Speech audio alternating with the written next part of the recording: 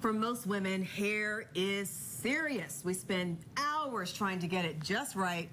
Yes, professional for work, but fitting in the corporate environment can be frustrating.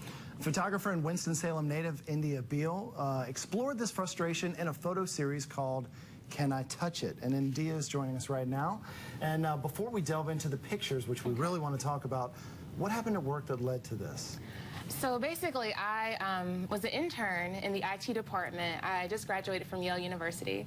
And while I was in the department, a lot of the men were very fascinated with my afro. At the time, it's kind of like a sandy brown color right now. But it was like big and red, and I'm like 5'10", so you can imagine, you could see me kind of floating over the cubicle.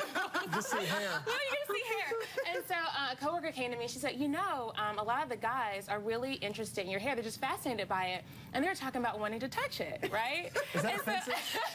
Is it offensive? You know, as a woman, especially a minority woman, and being in that space, you really don't know how to feel at first. I mean, at first you're upset. You're like, wait a minute, they're having this discussion about me, but they're not including me in the conversation. And so as an artist, I was thinking, well, you know, how can I insert myself in this dialogue? How can I really take ownership of this conversation that's happening about me? And I said, you know what?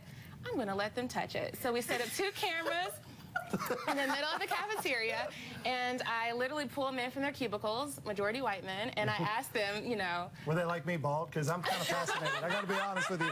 I'm just like... Well, I asked them, I said, you know, can you touch my hair? But I didn't want them to touch it. I wanted them to pull it.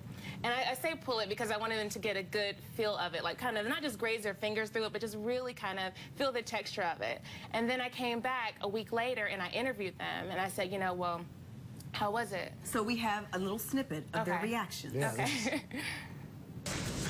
So it was actually fairly uncomfortable. It's not an activity that, you know, I would have any experience with. It's not something that I enjoy doing. I suppose that sort of violent physical contact is not the sort of thing that felt extremely voyeuristic and somewhat awkward to be doing this in the cafeteria. Okay, so uncomfortable, voyeuristic.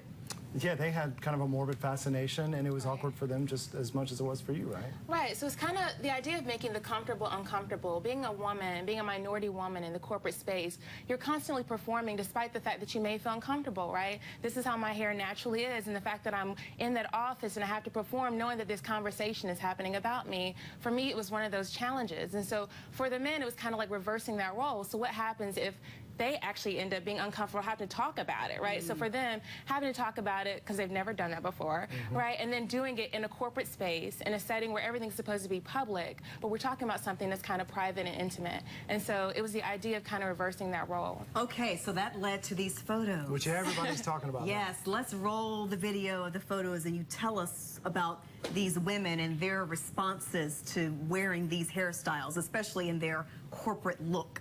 Definitely. So again, I was trying to think about how to take the project to the next level, and a lot of my white female coworkers were more forthcoming. They're like, you know, can I touch it? Can my hair do that? And I said, you know, I don't know, but we can try it. So we tried it. And for them, it was a new experience, the idea of taking a risk to try something new, and then taking this portrait. And so the idea of conformity, like what if these were these women's natural hairstyles? Like what if this is what they rock every day, all day? Would it change the way we think about that space? Would we change the way we think about minorities within that space?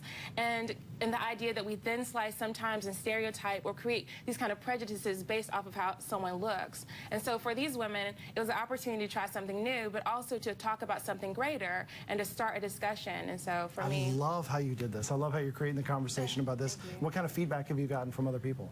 Women across the country have been Facebooking me, contacting me, just telling me how they experience it every day, and they were just like, you talked about something that I go through all the time.